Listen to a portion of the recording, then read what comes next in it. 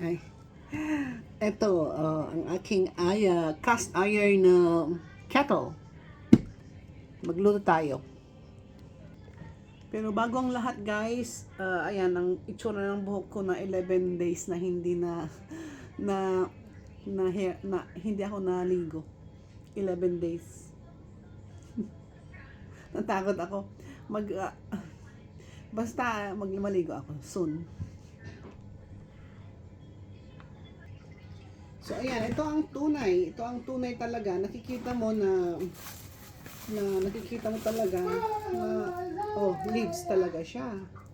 Di ba? Leaves talaga yan. Ito ay original kaysa yung siyog na lang magsalita.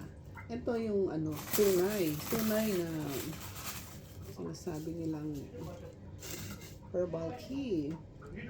Kasi talaga nakikita mo na siya ay leaves talaga siya na binoboil mo siya, di ba? Yan.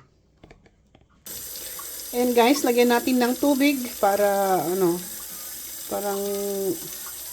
para i-boil ng 5 to 7 minutes.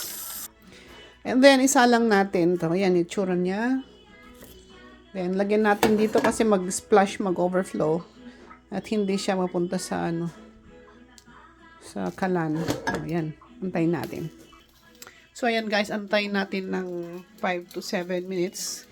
And then inumin na lang, huwag lang maglagay ng kung ano-anong tsetche-buratche kasi yan ay natural, di ba? Babush, ngayon pala ay post-operative day.